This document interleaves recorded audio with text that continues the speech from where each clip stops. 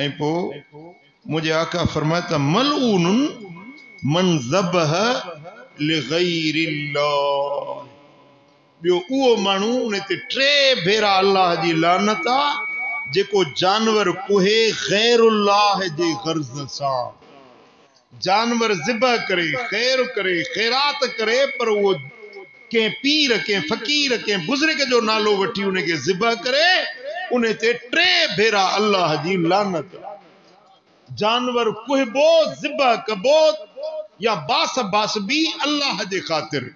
चो बास भी अल्लाह जे खातिर, बास भी अल्लाह जे खातिर।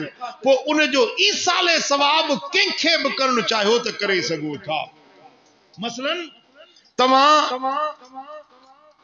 दुंबो ज़िबह कयो, बकरो ज़िबह कयो, बिस्मिल्लाह अल्लाहु अकबर, बिस्मिल्लाह अल्लाहु अकबर चई ज़िबह कयो। पो तमा इया नियत कयो मौला ही जेका मु खैरात कया इन जो अजर, इन जो सवाब पीराने पीर जे रूह के पहुंचाए जा। इन जो अजरो सवाब ये जेको मु अमल कयो आ कुर्बानी जो, ही जेको मु जानवर कुठो आ, इन जो अजर, इन जो सवाब मुझे बाबे मुझे अम्मड़ जे रूह के पहुंचाए जा। बिल्कुल जायज़ आ।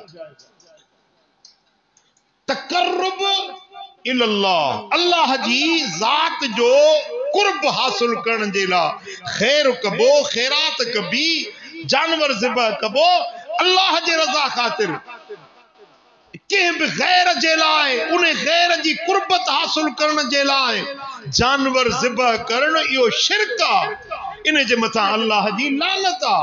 या वरी ज़िबह करण महल, ज़िबह करण महल, कुहण महल जेको नालो वठबो आ अल्लाहु अकबर, सीर विच बिया छा चइबो आ अल्लाहु अकबर। ओडी मल जेकॾहिं के पीर फकीर जो, के बुत जो, के गैर जो नालो वठी उनके ज़िबह करे, इहो जानवर इन जी बूटी बूटी बूटी बूटी हराम आ।